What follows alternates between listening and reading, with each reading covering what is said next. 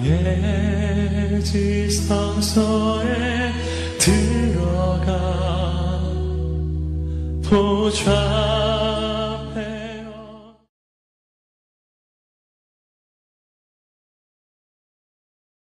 새벽에도 말씀으로 찾아봐 주시는 주님, 그 주님의 사랑과 그 은혜를 마음껏 경험하는 축복의 새벽이 되시기를 간절히 바랍니다. 오늘 이 베드로전서 2장에 많은 말씀들이 기록되어 있는데 두 가지만 짧게 묵상하기를 원합니다. 하나는 신령한 젖, 그리고 이 제사장에 대한 그런 말씀입니다. 첫째, 우리가 믿음의 길을 걸어가면서 버려야 할 것과 사모해야 할 것이 있다라고 하는 건데, 바로 신령한 젖을 사모하라. 그리고 우리가 무엇을 버려야 할까? 여러분, 오늘 본문 1절로 2절의 말씀인데요. 1절로 2절 함께 읽어봅니다. 그러므로 모든 악독과 모든 기만과 외식과 시기와 모든 비방하는 말을 버리고 갓난아기들 같이 순전하고 신령한 젖을 사모하라. 이는 그로 말미암아 너희로 구원에 이르도록 자라게 하려 하심이라. 아멘. 버려야 할 걸 버려야 돼. 청산해야 될 걸 청산해야 새로운 삶이 시작되죠. 뭘 버려야 될까요? 여러분의 삶의 자리 속에서 버려야 될 게 있어요. 그게 바로 뭐냐면 오늘 이 베드로전서 2장이 우리에게 전해주는 메시지, 모든 악독, 마음에 악한 마음을 가지고 있는 거, 이거 버리라는 거예요. 또 모든 기만, 외식, 겉으로 드러나는 것들이죠. 마음에 시기하는 거, 이거 못된 거죠. 그리고 남에 대하여 비방하는 말, 이런 것들 버려야 되는 거예요. 할렐루야. 이런 것들은 성도들이 품어서는 안 되는 거예요. 이게 다 뭐냐면 어둠의 것들이에요. 전에는 너희가 다 이렇게 살았다는 거예요. 그러나 이제는 너희가 빛이야. 할렐루야. 그러니까 어둠의 것들을 버리라는 거예요. 그런데 사실은 이 어둠의 것들을 버리는 일이 생각만큼 쉬워요? 쉽지 않아요. 쉽지 않죠. 쉽지 않아요. 우리가 이 대강절을 보내면서 사랑의 말, 사랑의 생각, 사랑의 삶을 실천합시다, 이렇게 선포하고 외치고, 또 거기에 관한 말씀을 계속 시리즈로, 사랑은 섬김입니다, 그렇죠? 사랑은 용서입니다, 사랑은 나눔입니다, 말씀을 선포하고, 그리고 계속 가도 정말 여러분 섬기는 자의 자리로 여러분 내려가고 있어요? 정말 여러분들 다 용서하고 있어요? 정말로 다 나누고 있나요? 그렇지 못하죠. 쉽지 않다니까요. 쉽지 않아요. 쉽지 않아요. 이게 하나님의 말씀이 우리 가운데 선명하게 선포되고 있고, 그 말씀을 우리가 듣고 살면서도 그 말씀대로 사는 일이 왜 이렇게 힘이 들까? 영적 전쟁이에요. 사탄이 계속 우리로 하여금 그 말씀대로 살지 못하게끔 우리를 공격하고, 우리의 생각을 회파시키고, 우리의 마음을 무너뜨리고, 그래서 자꾸 이게 길이 아닌 걸 알면서도 그 길로 우리가 자꾸 걸어가게 만들어버린다는 거예요. 영적 전쟁에 승리하시길 바랍니다. 축복의 문은요, 하나님이 원하시는 그 빛 가운데 거할 때 축복의 문이 열리는 거예요. 여러분 속지 마세요. 우리가 이 어둠의 청렴에서, 어둠의 길을 걸어가면서 하나님 왜 내 삶을 축복해 주지 않아요? 하나님 왜 우리 가정을 축복해 주지 않아요? 하나님 내가 하는 일이 형통해야 될 텐데 왜 형통하지 않나요? 그런 불평을 하면 안 돼. 내가 빛 가운데 거하면요, 구하지 아니한 것까지 채우시는 은혜가 여러분의 삶과 가정과 자녀, 여러분이 가는 곳곳마다 나타나게 될 줄로 믿습니다. 하나님이 함께 하시니 그가 하는 모든 일이 형통하였더라. 요셉에게 하나님께서 허락해 주신 축복이죠. 복 중에 최고의 복은 무슨 복이에요? 형통의 복인데, 그 형통의 복이 어떻게 흐르냐? 하나님이 함께하여 줄 때 그 결과로 형통의 복이 임하는 거예요. 할렐루야. 여러분, 죄인으로 팔려가도요, 죄수로 감옥에 갇혀도요, 그런 억울한 일을 당해도 하나님이 함께하는 사람은 하는 모든 일마다 형통케 된다니까. 할렐루야. 그 누가, 하나님이 어떤 사람과 함께 할까요? 이 어둠의 일, 모든 마음에 악한 마음을 품고 비방하고 시기하고 질투하고, 자, 이런 삶을 살아가는 사람들과 하나님이 함께 하신다 그랬나요? 아니죠. 그런 사람들은 하나님이 멀리 하시고, 할렐루야, 이런 것들을 다 청산한 사람들, 그래서 하나님께 가까이 하는 자를 하나님이 가까이 하신다 그랬잖아. 할렐루야.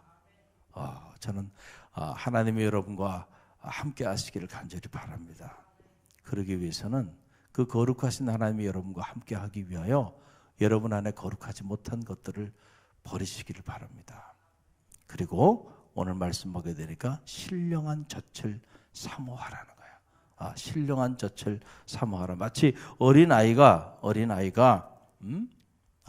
엄마의 신령한 젖을 사모하고 그 젖으로 인하여 성장하여 나아가듯이 너희들도 신령한 젖을 사모하여 그 젖으로 인하여 구원에 이르도록 성장하라 라고 하는 그런 말씀이에요. 우리 성도가 영적으로 성장할 수 있는 길이 뭐냐면 버릴 걸 버리고, 그리고 사모할 걸 사모할 때 뭘 사모하라는? 신령한 젖, pure spiritual milk, like newborn babies crave pure spiritual milk.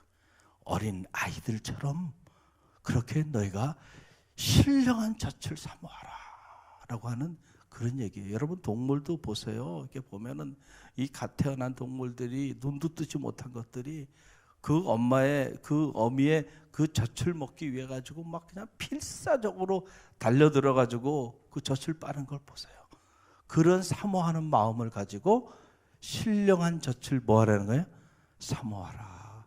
할렐루야. 버릴 걸 버리고 이렇게 신령한 젖을 사모할 때에 그때 너희가 구원에 이르기까지 영적으로 성장하게 될 것이다 라고 하는 그런 말씀입니다. 그러면 신령한 젖, 이 pure spiritual milk가 뭔가요? 이미 오늘 베드로전서 1장 그 24절에 나와요. 거기에 대한 결론으로 오늘 나오는 말씀이니까 24절 말씀 함께 읽어봅니다. 그러므로 모든 육체는 풀과 같고 그 모든 영광은 풀의 꽃과 같으니 풀은 마르고 꽃은 떨어지되 오직 주의 말씀은 세세토록 있도다 하였으니 너희에게 전한 복음이 곧 이 말씀이라. 그리고 그러므로 버릴 걸 버리고 너희가 무엇을 사모하라고요? 신령한 젖을 사모하라. 이 신령한 젖이 뭐예요? 하나님의 말씀. 하나님의 말씀을 여러분들이 마치 어린 아이가 자기 엄마의 젖을 사모하듯이 그렇게 갈급함을 가지고 그렇게 사모하고 그 젖을 공급받음으로 인해서 너희가 구원에 이르기까지 성장하라라고 하는 그런 말씀입니다. 사랑하는 성도 여러분, 오늘도 말씀으로 하나님께서 여러분을 양육시켜주고 계시죠. 할렐루야.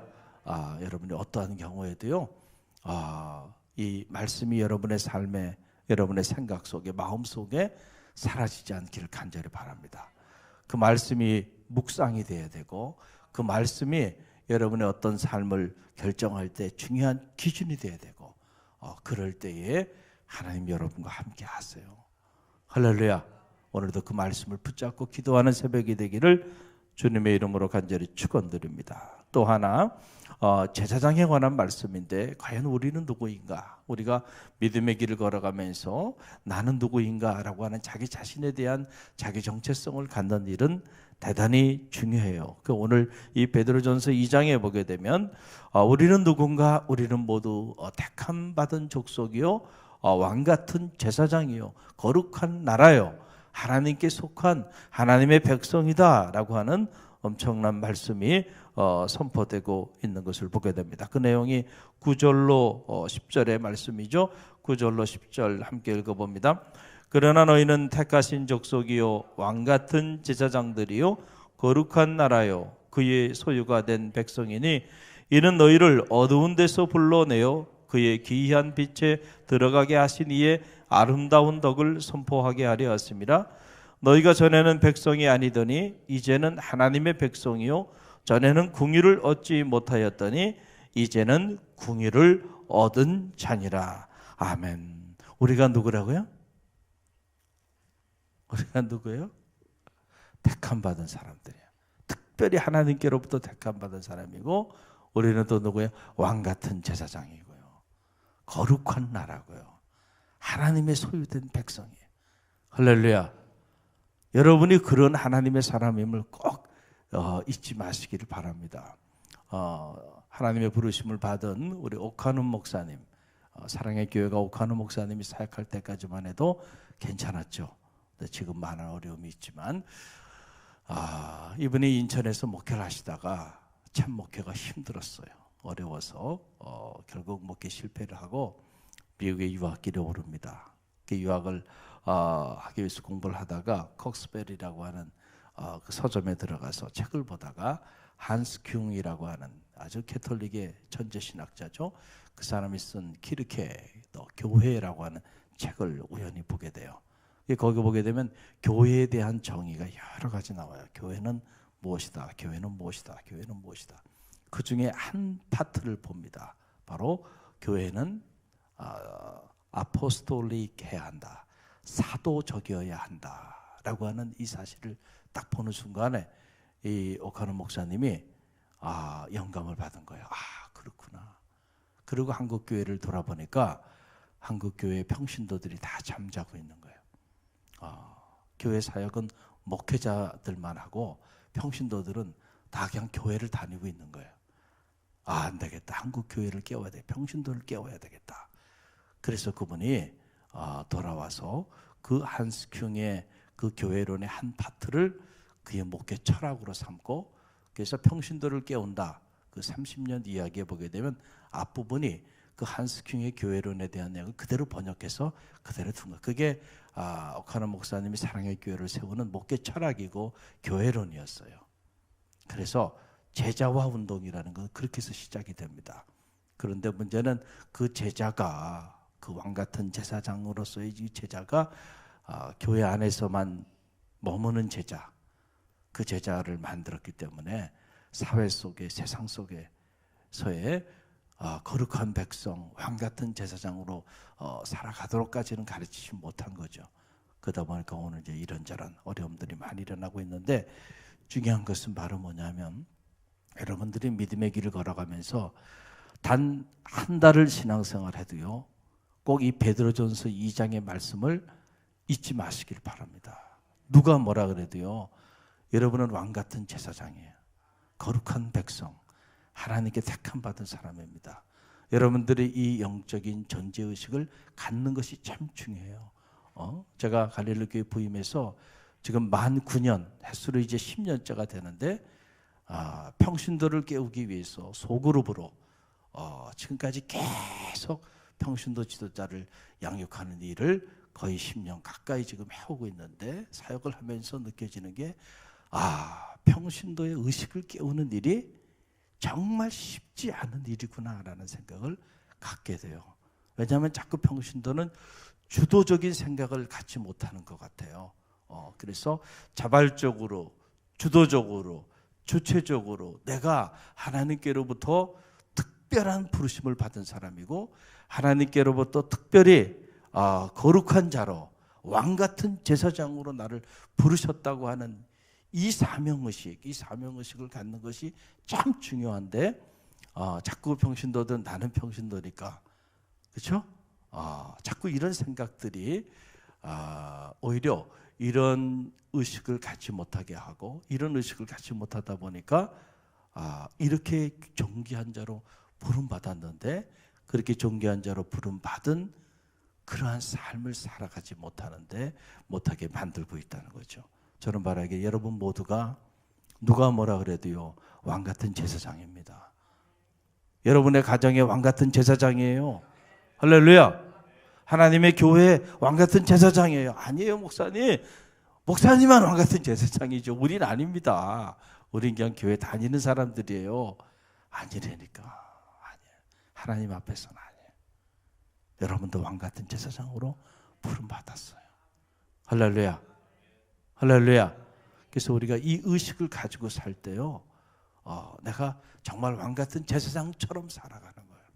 거룩한 백성처럼 살아가게 된다라고 하는 그런 사실이에요. 그럼 왜 우리를 이렇게 택하시고 거룩한 백성으로 왕같은 제사장으로 우리를 왜 이렇게 부르시고 택하시고 세워주셨나요? 그 이유가 나오죠. 9절 하반절에 나오는데 9절 말씀 다시 한번 읽어봅니다.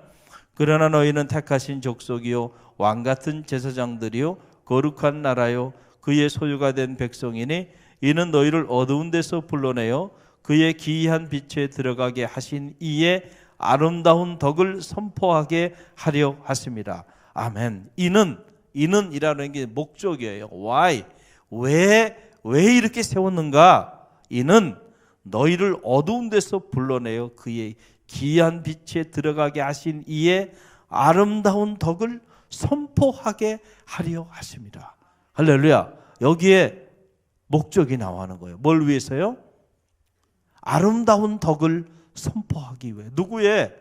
우리를 어두운 데서 불러내어 빛 가운데로 인도하여 주신 이의 아름다운 덕을 온 만방에 선포하기 위해서 바로 여러분을 택하여 주셨고 여러분을 거룩한 백성, 왕같은 제사장, 하나님께 속한 하나님의 백성, 하나님의 자녀로 세워주셨다는 사실을 꼭 기억하시길 바랍니다.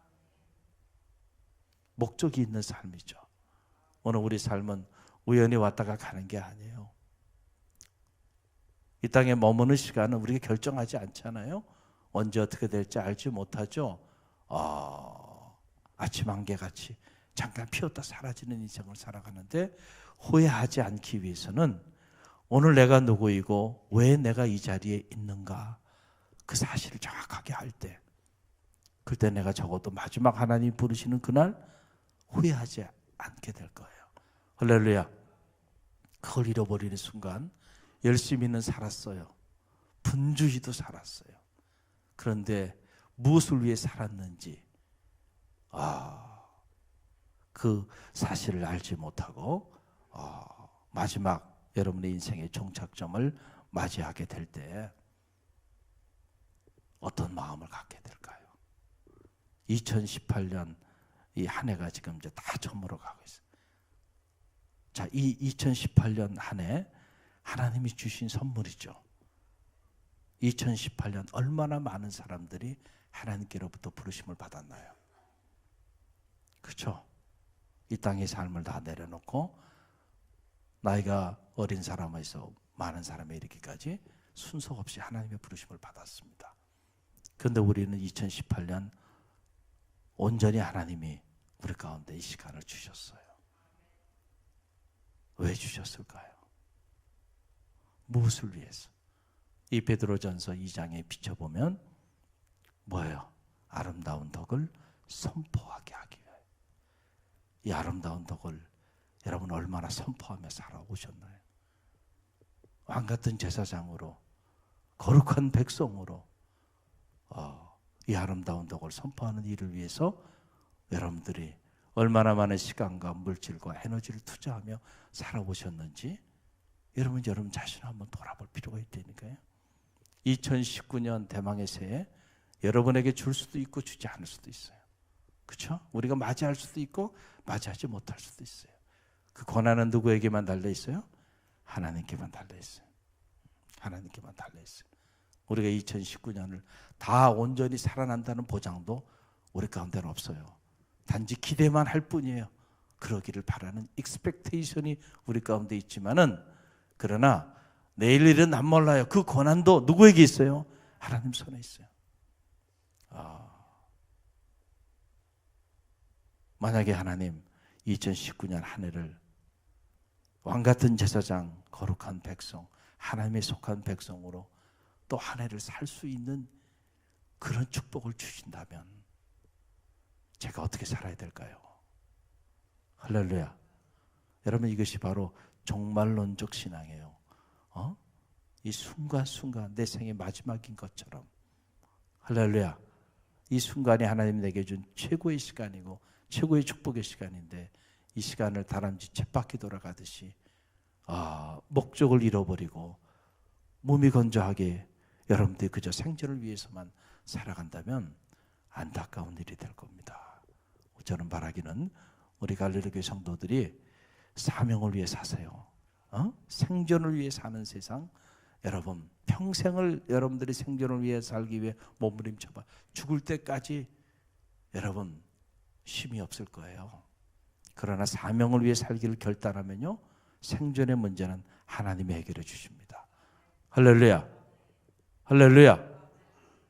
여러분에게 주어진 시간, 내가 왕같은 제사장으로 우리 가정에 하나님 나를 불러주셨지, 거룩한 백성으로 날 택해 주셨지. 그러면 가정을 위해서 여러분이 뭘 해야 될까?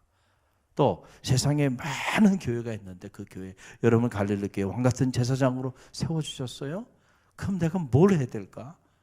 여러분 자발적으로 여러분 스스로가 교회를 통하여 하나님의 영광을 위해 뭘 해야 할지 각자가 움직이기 시작하면요, 놀라운 역사들이 나타나는 거예요. 할렐루야. 할렐루야. 또 여러분의 직장, 또 사회 속에서 여러분이 그런 사람이라는 자기 존재에 대한 자기 자아상을 가지고요, 그렇게 나아갈 때 여러분을 통하여 하나님의 나라가 임하게 될 줄로 믿습니다. 할렐루야. 여러분 이 의식을 가지고 여러분에게 주어진 삶을 살아내는 그런 하나님의 택함 받은 왕같은 제사장들이 다 되시기를 간절히 축원드립니다.